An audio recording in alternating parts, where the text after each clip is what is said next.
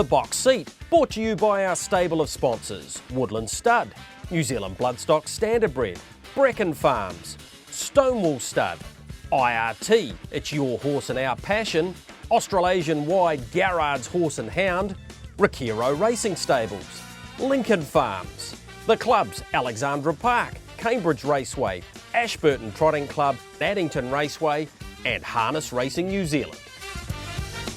Hi everyone, welcome to a very important show. Yes, it's getting very close, Michael Guerin, the race with grins. We'll talk more about the new sponsor shortly, but we are just over 2 weeks away from the inaugural $900,000 slot race in New Zealand harness racing. Yeah, hi Greg, big hi to everybody watching around New Zealand and our viewers offshore. It's getting awfully close, as you mentioned, and quite exciting now because I think we know, unless something goes oddly wrong this weekend, which 10 horses we're going to be playing with. We haven't had confirmation that the Hydroflow spot, the Bracken spot, will go to Spankin, but we think it will.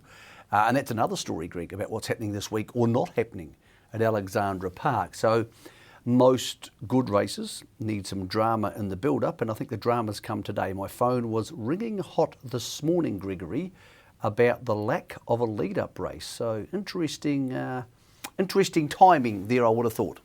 Yeah, I agree with that. Let's have a look at the market as it currently sits for the race. So our favourite is Self Assured, $2.50. Spankin, courtesy of a pretty good workout over the weekend, $4.20. South Coast Arden, $4.80.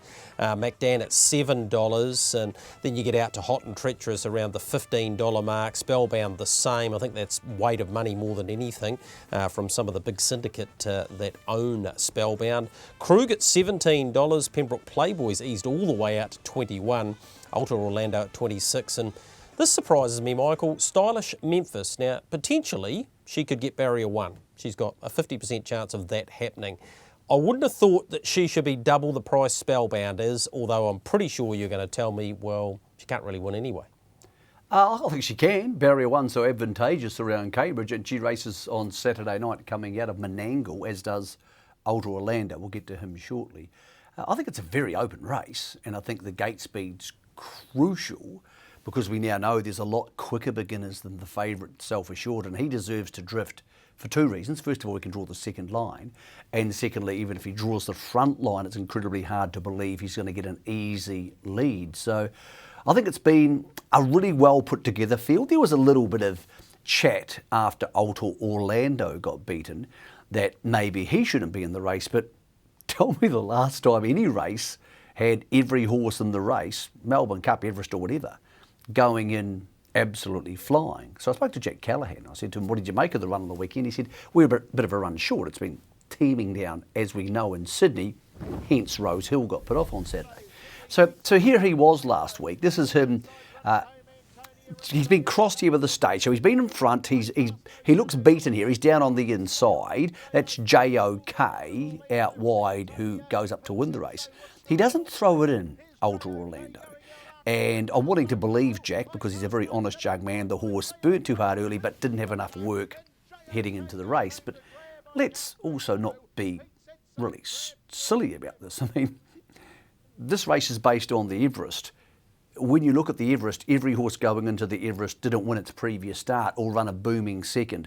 There are levels of horses and races. And yes, he'll be crossing the Tasman to come, but we also send plenty of horses to Melbourne Cups or Caulfield Cups or other races, and they might start $30, which Ultra Orlando might. Gregory, he shouldn't, but he could. So, yeah, I think if we got this close to a race and we have 10 horses, including a millionaire who's been invited after winning a Group 1 2 starts ago, if people want to pick on that, then they've got harness racing-itis, unfortunately, and those people are getting left behind. Now, they're over there. The people over here want to be positive. We'll deal with things like Ultra Orlando when he gets everyone's barrier drawn. If you don't want to back him, the great news with racing, Greg, is you don't have to. You can go back something else. So, it's just childish to think that all 10 horses in this race are going to arrive absolutely charging. But when a horse arrives having won a Group 1 in its last 3 starts, I'm pretty comfortable with that. Yep, so am I. 27.7 out of the gate, and actually 26.9. He got a lot of pressure for that second last quarter. So, yeah, I was reasonably comfortable with the way he went as well. You mentioned Stylish Memphis. You're trialling today, Tuesday, and then into that race with Ultra Orlando on Saturday night. 8 is the barrier for her, 10 for Ultra Orlando, and I'd imagine that they might drive him with a sit, which he was so potent with those previous 2 starts. Speaking of the slot race and who's got him, I got a chance to catch up with Jamie from Summit Bloodstock, Jamie Dunberger-Smith, who's put together this incredible juggernaut, if you like, of ownership across the Tasman and plays a big part here in New Zealand, and talk to him about their slot. Let's talk about the race with Grins, which is a new sponsor on board for the new race. First of all, how did you hear about the concept, and why did you think, I wouldn't mind being a slot holder, or at least putting together a group of people to become a slot holder? Yeah, so when I flew over for the Jewels, stayed with Richard Cole, I was talking with David Branch that day, and I heard whiffs that they were thinking of doing a slot race, and I just said to them, if they ever do, I'd love to have a chance to be a part of it. So that's how that started, and I also try to help Racing Queensland build a slot race as well. I did the whole blueprint for them, but they were unable to get it off the ground because obviously there's a lot of things, moving parts. So it's something that's going to make this industry go to the next level. We've seen it in the Gallops. We've seen it in the Greyhounds. Like, the Greyhound prize money is unbelievable. We need to get to that level. So doing a slot race, that's the first step. Jamie, did you find it hard to get some partners involved? Obviously, Richard Cole, IRT, who's a great supporter of the box seat and the New Zealand Cup, for example. You didn't have to push too hard to get guys like him to jump in? To be brutally honest, we could probably make another slot race and I could fill all the 10 slots. Right. That's how people really want this in the game. Yep. It wasn't hard at all, and everyone's keen as beans. Everyone knows that to have such huge prize money, we're going to get the galloping blokes to come back to harness racing that were in harness racing before. Yep. So that's my aim. Like fellas like Aussie Kahir, he's won an Everest with Yes, Yes, Yes. He owns Very Elegant. He's won multiple Melbourne Cups. Like, I owned Arms of an Angel with him when she raced in the Miracle Mile. I want to try and get him back. Yeah. We need those guys. Yeah, so, absolutely. Yeah. Yeah. And this is the way. All right. What about how it's evolved and the fact that you guys have now come up with Ultra Orlando?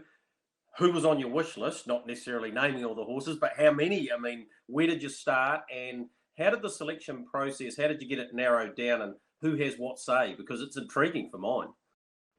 Yeah, so we've got a group chat with the other slot holders. We just discussed it.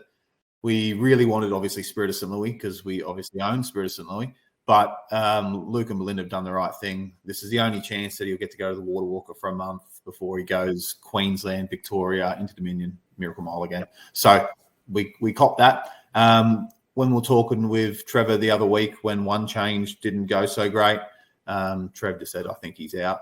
So I just made an SOS call to Belinda McCarthy and just begged her and just said, can we grab one? And she said, obviously, King's not going to go because he's retired. And the other two boys, they really need a spell. But Alta Orlando's flying. He ran home and I think it was 53.6 the other day. Like, he's absolutely flying. And the best part about Alta, he's got, even though he's 10, he's got all the strings to his bow. He can launch the arm.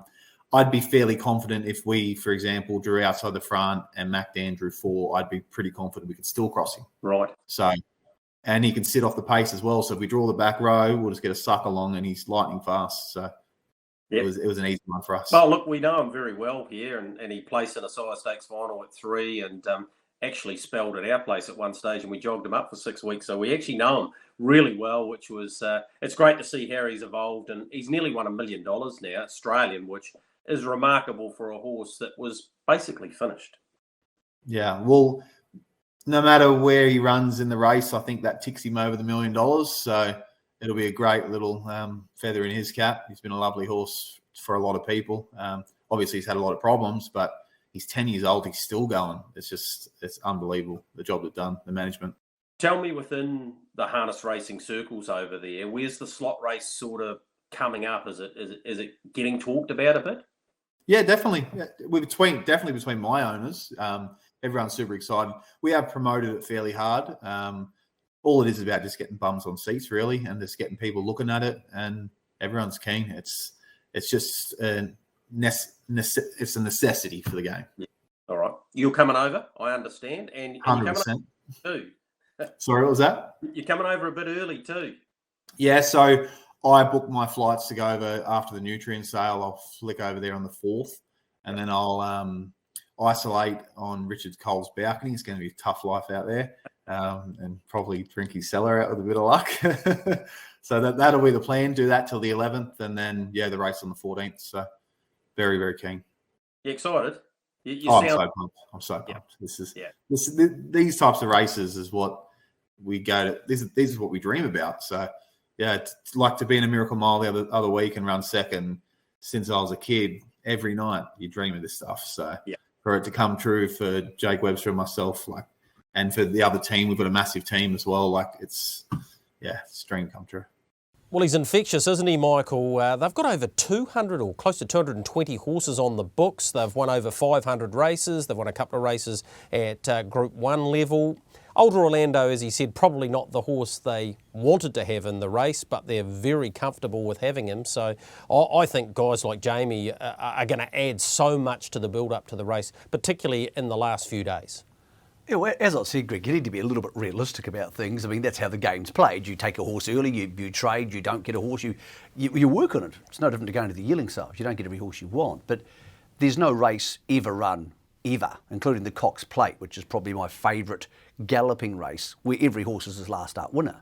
Not every horse is in form. I was in Melbourne 25 years ago when Saintly won the Cox Plate into the Melbourne Cup, and he got beaten in a 4-horse race 2 starts earlier.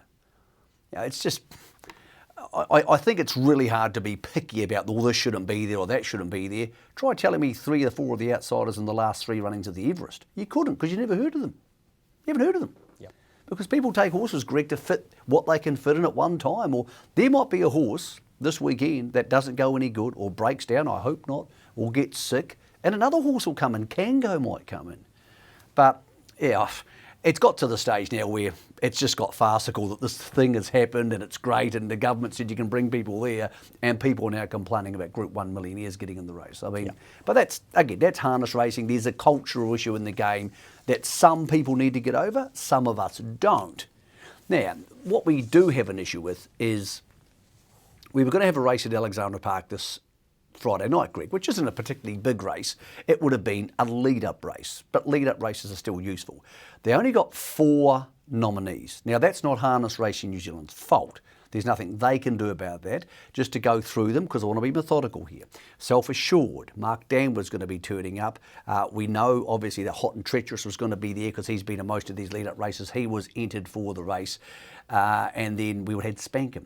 Now, they should have held that race, in my opinion. It's not my business, or I'm not charged with saving money for the industry or doing all the things that Harness Racing New Zealand are. And I do understand they have a rule. And that rule is based around, I believe, 5. I tried to make some calls today, couldn't get hold of anybody, or 6. And if it's 5, that's fine. But I think there need to be allowances to rules like that. I've spoken to trainers this morning, owners, very disappointed owners, and trainers like Mark Purdon, who said, well, I would have raced for 10 or 8. We need a race. So those 3 Purdon horses, Self-Assured, Purdon Colour, my apologies, Self-Assured, Mark Dan and Spankum are going to go to Alexandra Park and have a private trial. So they're going to be there. And I wouldn't have cared if it was a $2,000 non-tote, Greg, which is basically, it's a free non-tote. But we could have made something out of that. Now, it's not like it was cannibalising another race, because there's only 6 races there. So if we ran it as the last race on the card, at 9:30, 7:30 Australian time, Greg, people would have watched it, and people would have bet on it. We've done it with a 3-horse Inter Dominion heat, if you recall.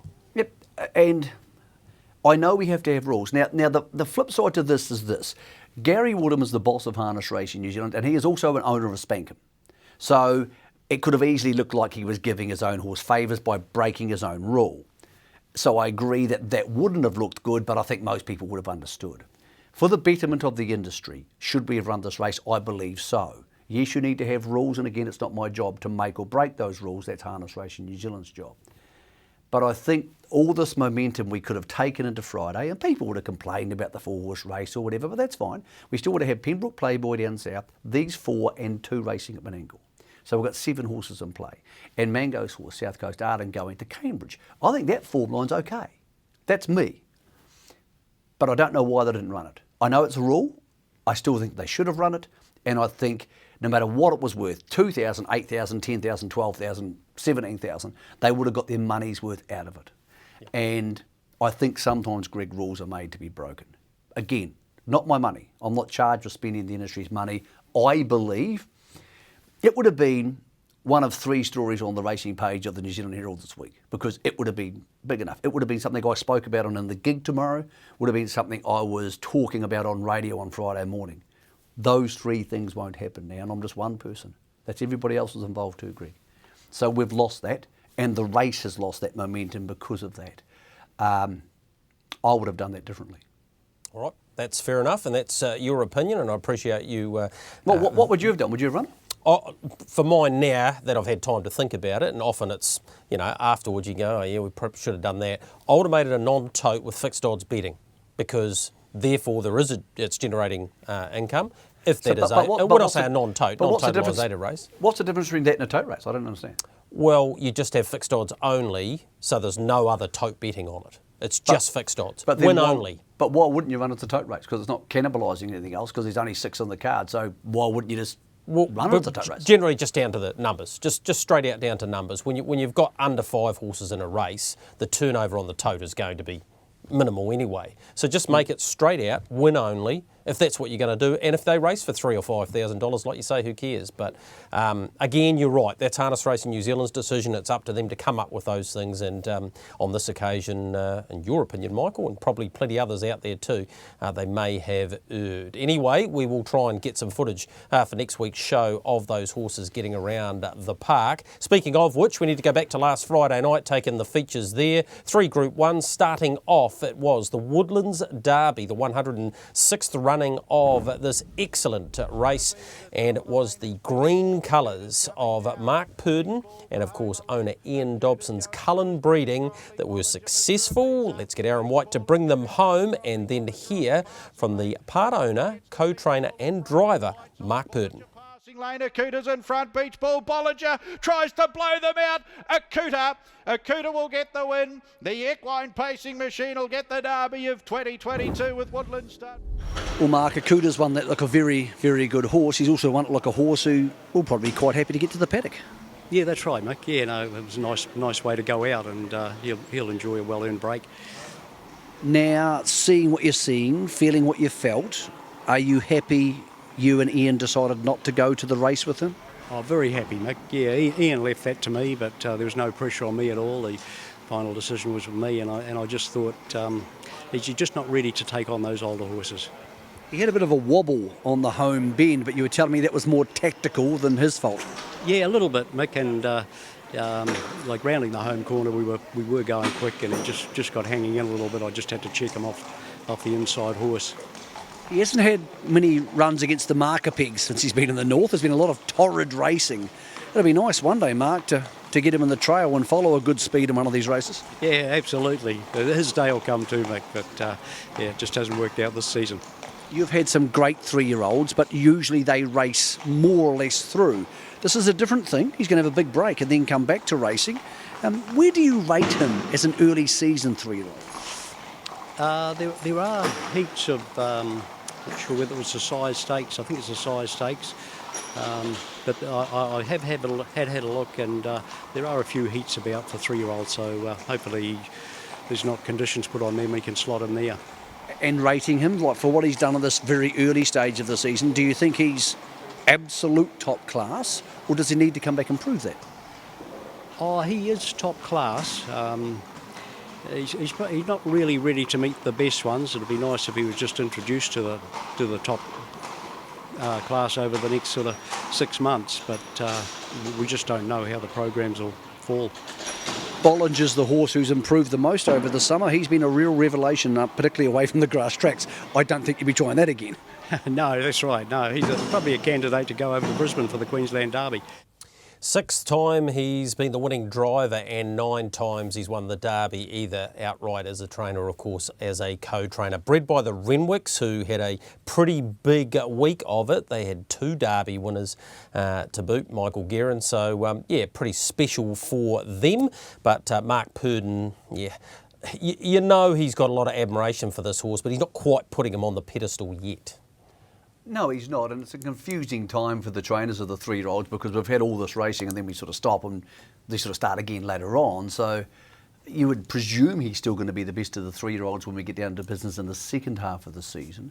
I thought he was very good. I didn't think he was totally dominant, but a lot of derbies these days are won by horses on the marker peg, so it's never a bad performance to come around them and beat them. Just on Bollinger, who ran second, Mark said no Queensland. I decided to send him to the paddock. They may look, because they're going to take Self Assured and Mark Dan to Queensland for the Constellations, to maybe bring a Need and Mickey type horse along. Not certain to be him, but maybe that type of horse.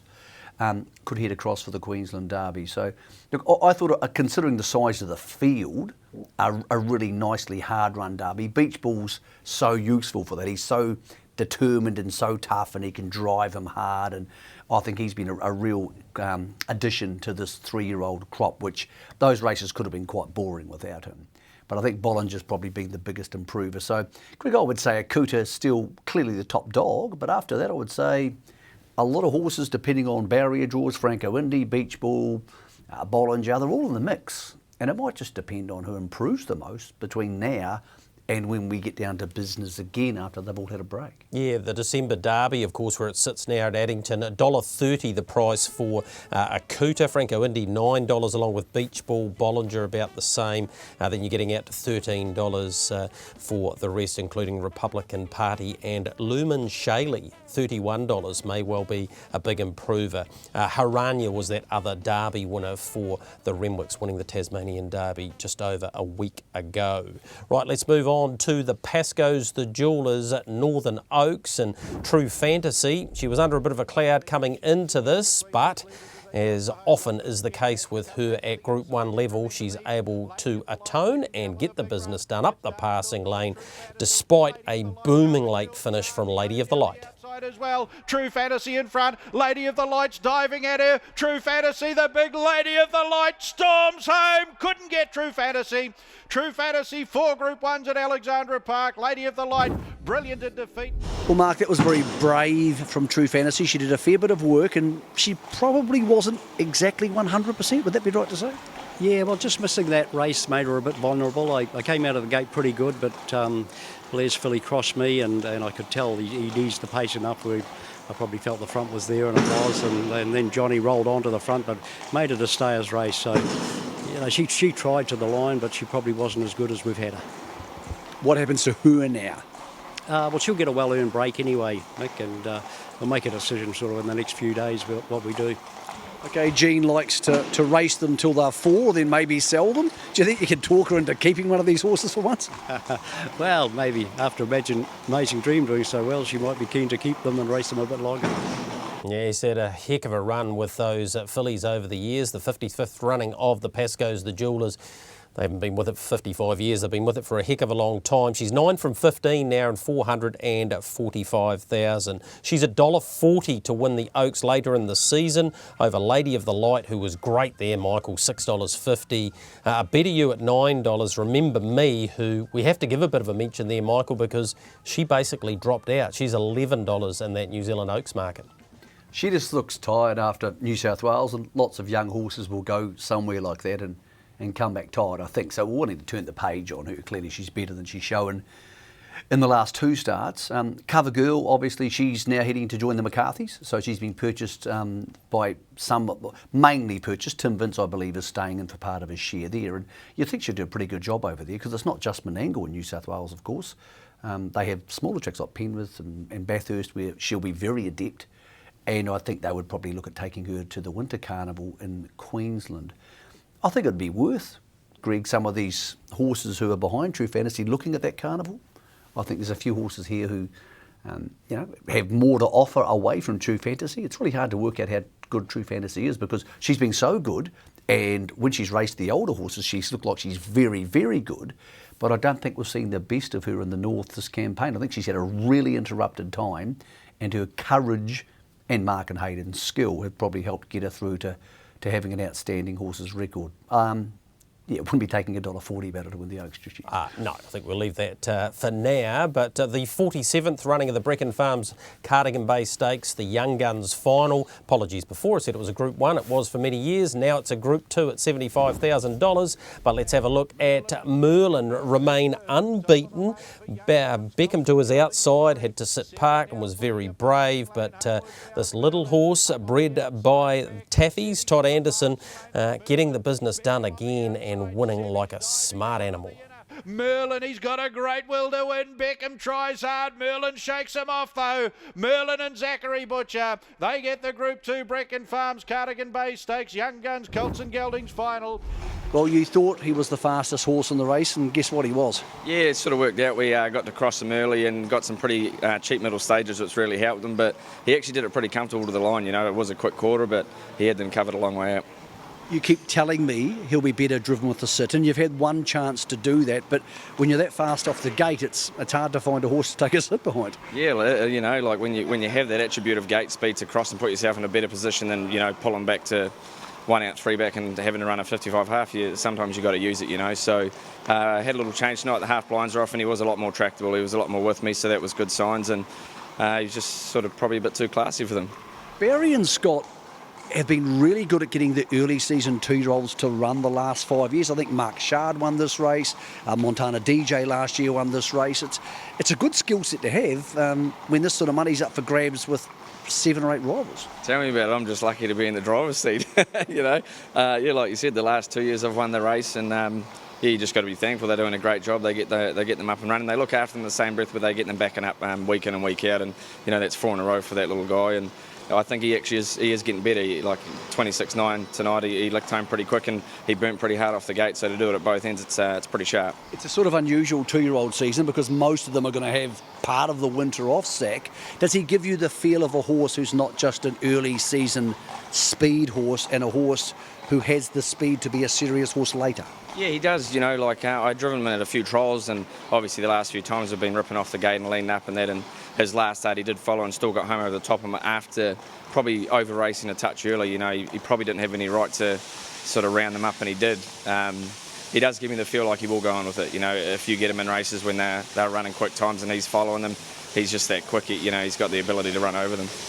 Yeah, Barry Purdon has a great record, of course, training this one and Montana DJ with Scott Phelan. A couple of his other winners in the race, though, Michael. Ginger Man was quite good, and that other horse, I think you got a special spot for in Chokin. God, that seems a long time ago, Gregory. I think I was about... It is a long time ago. About 21 when that was going down. This is a pretty good little horse. Like, he's fast. He's already fast enough to be a good late season 2-year-old and 3-year-old. How much he develops, because he's not very tall, will be interesting. You don't have a lot of short, stumpy sort of art majors, but he's just awfully quick. Really like the second horse. I think everybody saw Beckham as a really good horse. Surprised he got backed in so much, but that's probably the mark factor, to be honest. And I think the third horse is a pretty good horse, Sevi. He looks like he just weakened off a touch at the back end of a very good first campaign. He's won 2 races. He just got a little bit awkward, like they do when they're growing, in his gait up the straight. But when you consider those first 2 might be pretty darn good horses, I think he is too. What happens next, Greg, is going to be really interesting, and this is a new thing we're all going to have to get used to together, is this new season, because these horses are still going to be 2 in like 9 months. Yep. So most of them will go to the paddock, and it's the same with the horses in New South Wales at the Bathurst Gold Crown. They've had their grand final, and they're going to come back, and it's not probably so much with those 3 horses what they develop into, because they're good horses already. It's who comes along. Because usually by the time we get to here, Greg, as you know, we're 6 weeks away from the Sire Stakes, yep, and it's on and it's all cool, and then we're sort of to the jewels and it's all done.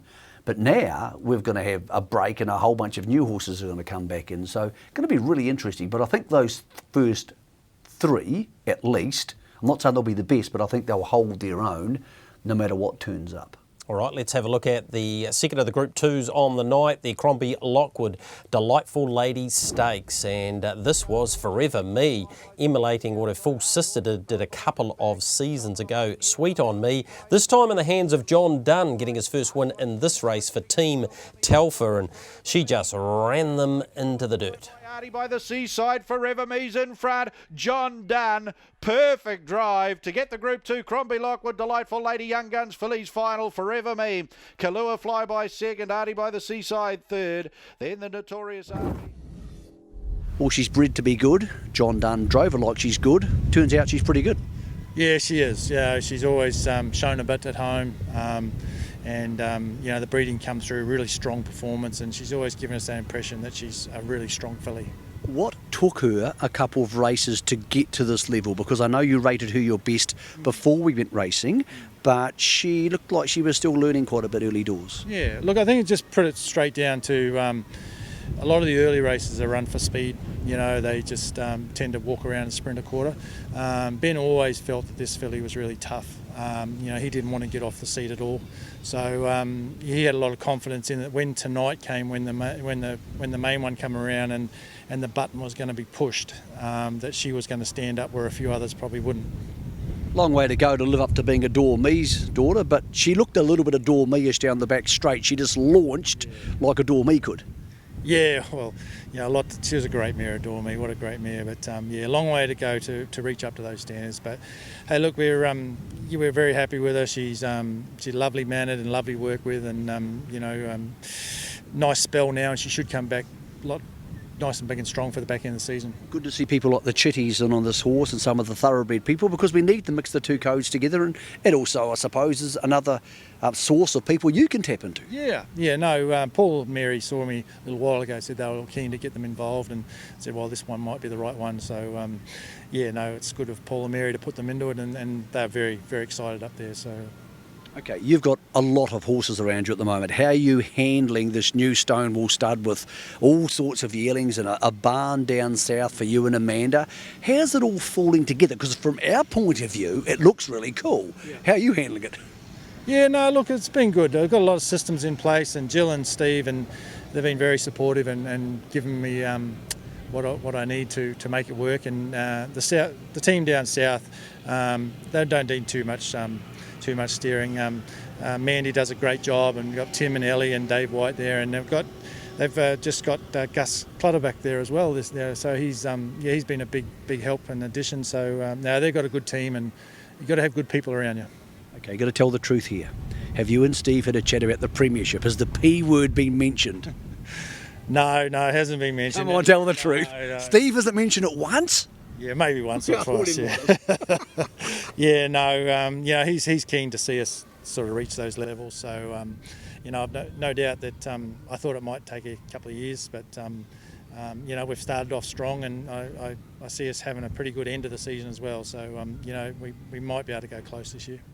Yeah, they've stuck up the top of the premiership at the moment, and that doesn't look like changing any time soon. It's actually a really good battle, and next week we might have a look at those premiership tables and update you on those. Let's go to Kangos' win there at the park last Friday night too. This was a cracking contest. Great aftermath interview coming up for you between the Butchers, Dad David getting to the outside in the gold cap, and son Zachary there with Old Town Road, who looked all over the winner.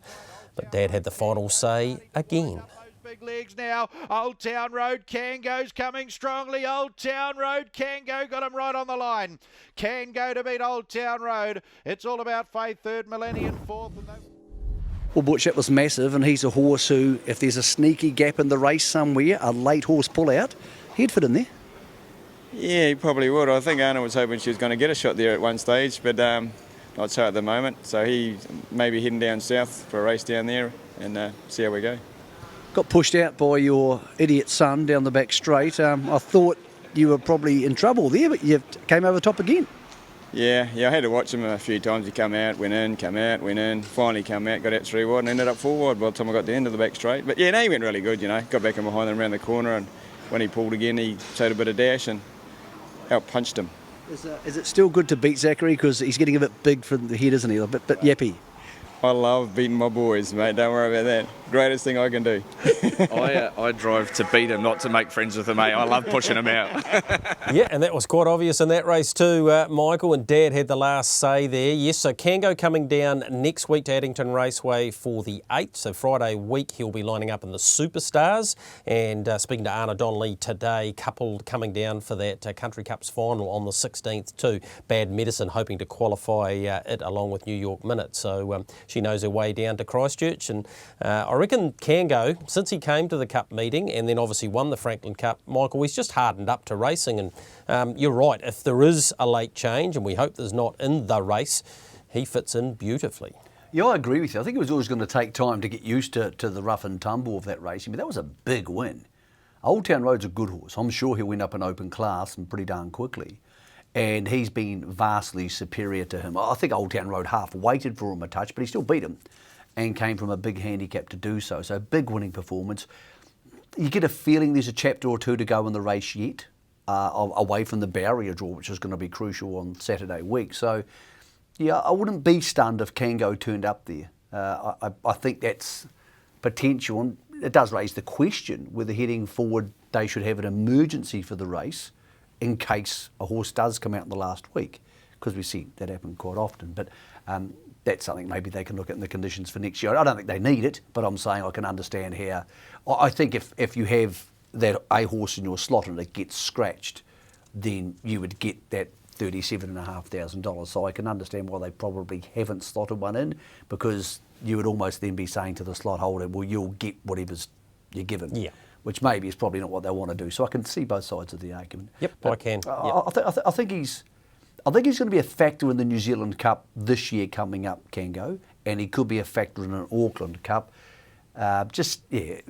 He's in a tricky position now in the handicaps, Greg, because there's no more easy kills for him. It's the rest of his life's going to be up with the big boys, but I think he showed us last week he deserves to be there. Yep, I can concur with that. As we go to our first break, let's have a look at Erupt Stride winning a consolation there, $50,000 at Bathurst last Friday night. This one purchased by the Rosatis out of Price Bloodstock. I think they paid $320,000 for him, and he delivers very nicely. Thanks very much. Kicks clear, and Erupt Stride too good for Prince Louis.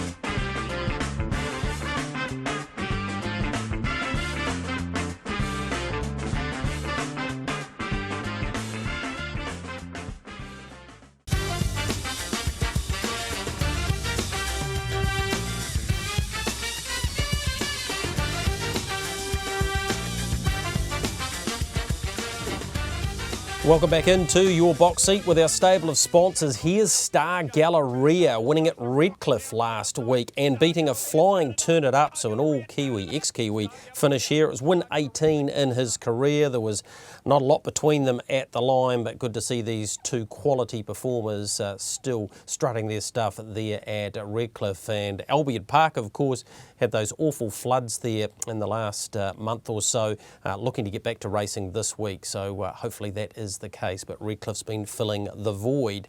Let's go back to Addington Raceway from last Friday night, and Muscle Mountain over the mile. Out-muscled them, got to the park position about a lap out in the hands of Ricky May, pinch hitting for Ben Hope. That's Oscar Bonavina in the Regan Todd colours getting to the outside. We'll hear from co-trainer Greg Hope about the winner, and also Regan Todd about the runner-up. It's Muscle Mountain two in front from a fast finishing Oscar Bonavina, but he's too good again. Muscle Mountain beats Oscar Bonavina. Time up the hill up for third. Well, you thought you had him bang on last week, and, well, this week's vindicated that. Yeah, no, he's come up really good. He's had that bit of a freshen, and we're wrapped. It was a training error last week, just had him too underdone, and he's just a bit above himself. So, yeah, with that run under his belt, he's was pretty awesome tonight. Yeah, nice to see him, Rick, put him in the race, move at the right time, relax outside the leader, and then power up, and he's an awesome sight when he does that. Yeah, he's just an amazing gated wee horse, big horse really. He's just got speed to burn. He's a true miler. If there was ever a miler, he's a true miler. And I hate to think what he could run a mile on Ashburn, and if he was let loose. Yeah. Righto, what do we do? Does he go into next week now, or are you happy enough that the defence of the Fred Shaw, that might be enough? Yeah, I'd be leaning towards that. I've got to talk to Dobby, of course, and Dobby always says that it's my call at the end of the day, but I'm leaning towards just going into the Fred Shaw, you know. I don't think we need to be back on a stand next week, and, you know, the fact that he had a good hit out this week, he'll be ready for the Fred Shaw, so I think we'll be leaning that way, but I'll talk to Dobby first.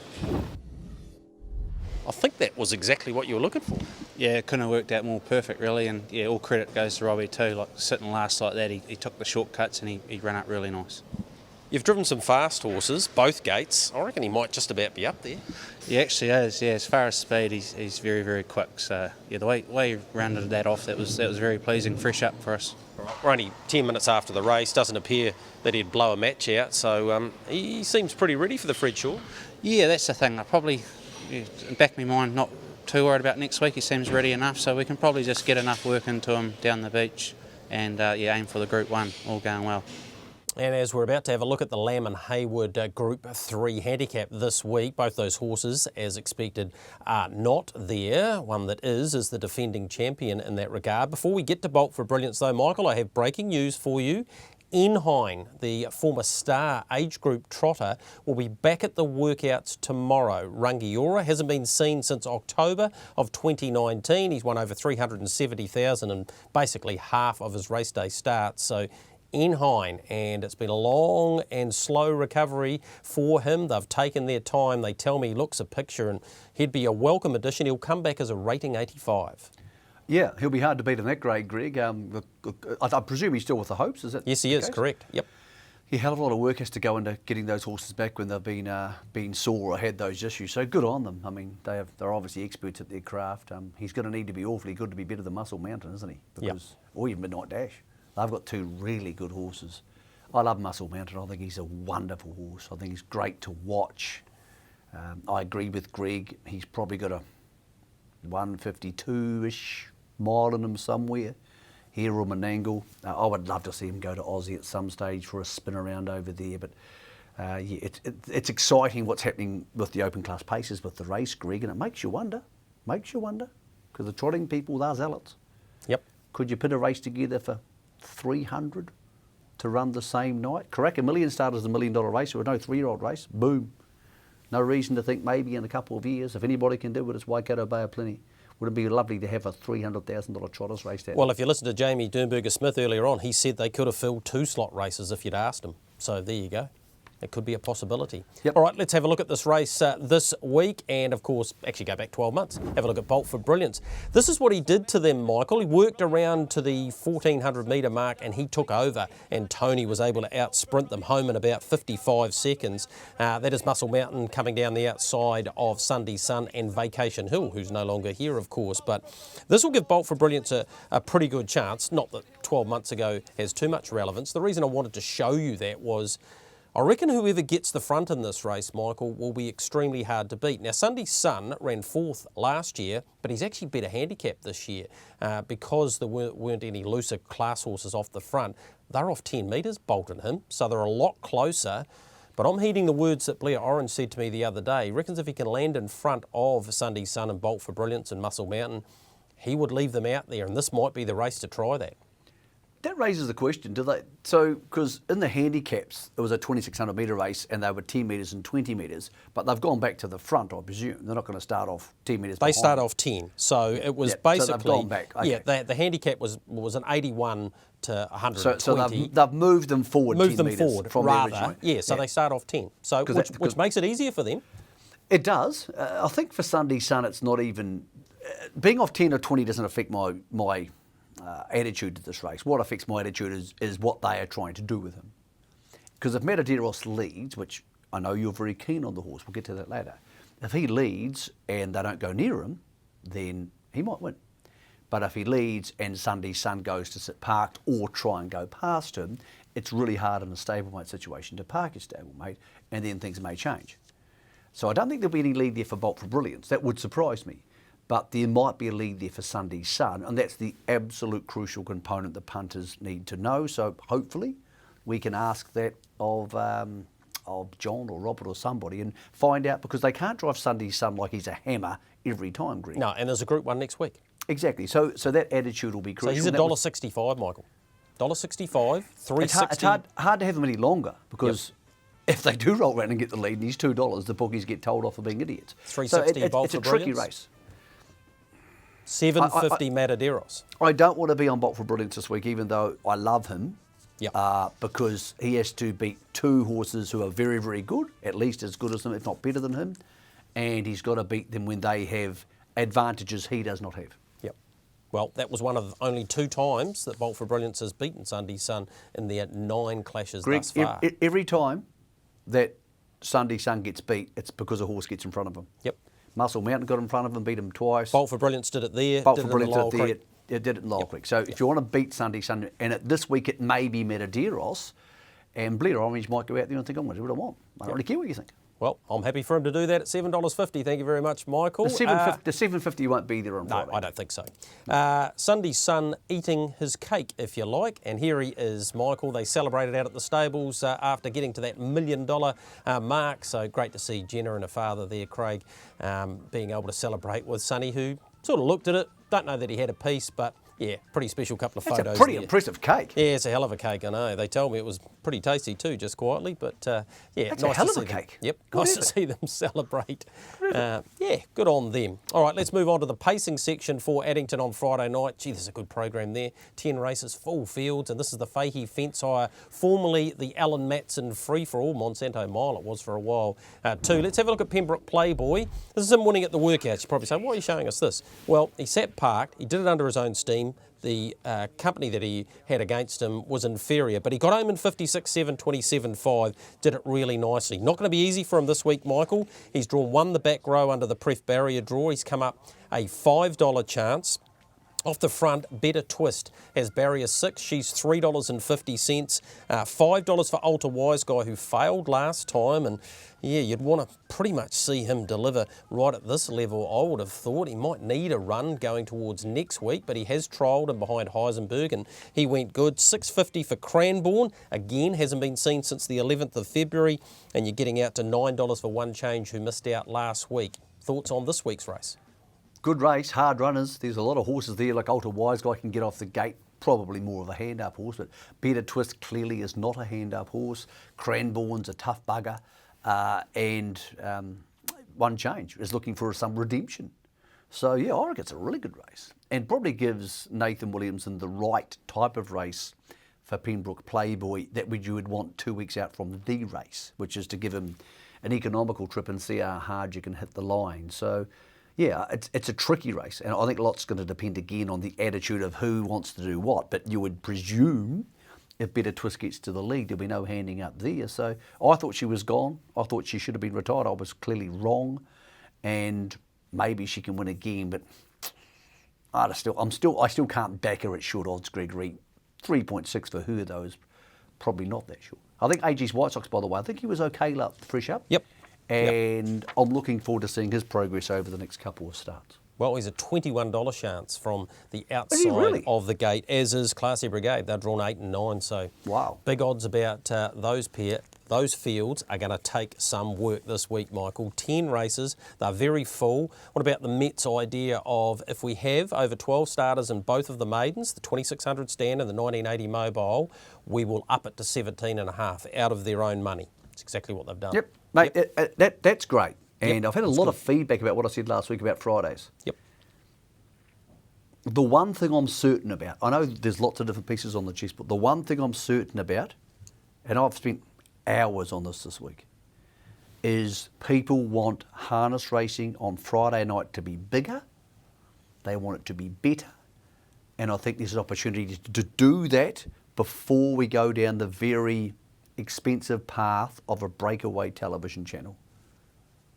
And I don't think that's good for the industry, and I don't think it's what the industry needs, because I've been through this before.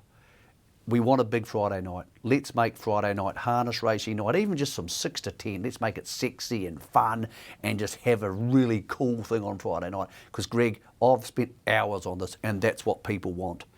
And I think we should do it now and confirm it for next season, before we start getting involved in things we absolutely don't need to be getting involved in. Yep, well, watch this space in that area, Michael. Speaking of big races on Sunday, the biggest was, of course, down there, the Waimate Cup. And let's have a look at Got You Covered.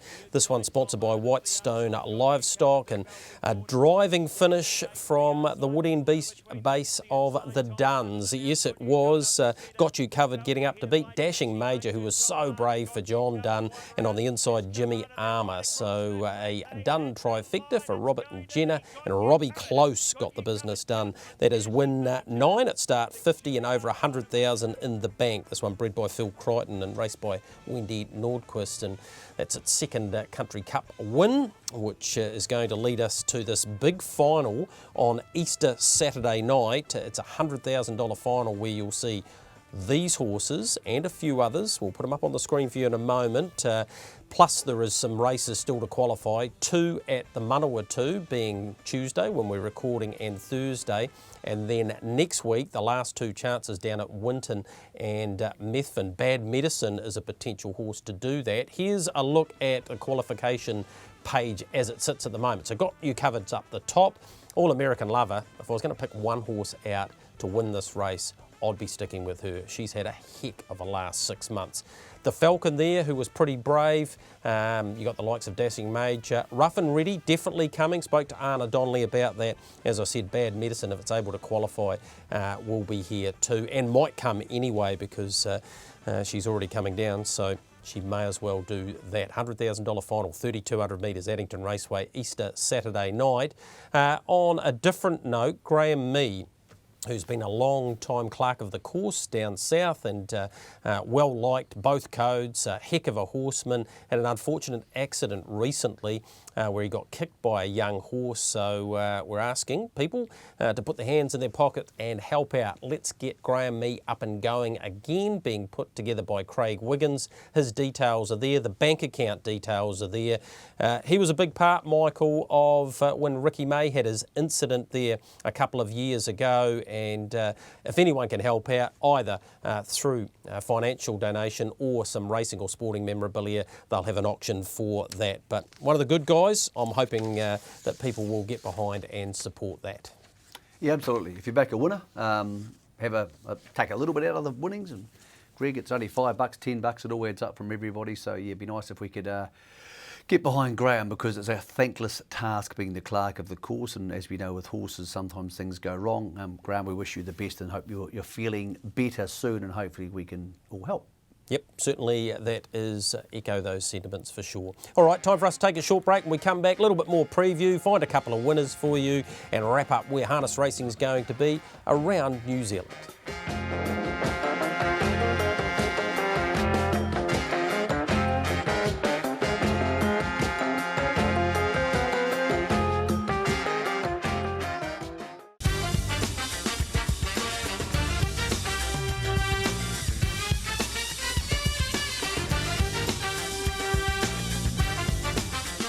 In your home straight, in your box seat, brought to you by our stable of sponsors. Thursday, double harness racing, a double header for you. Waireo kicks off around about lunchtime. Here's Folklore storming down the outside. Got the race perfectly set up for her.